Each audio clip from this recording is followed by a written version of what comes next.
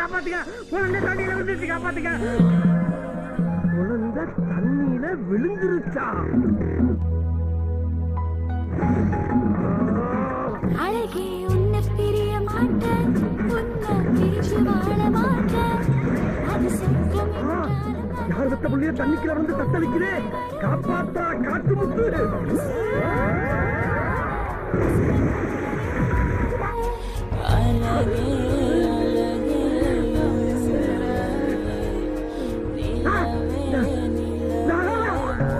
என்ன ஆழத்தையே காணா.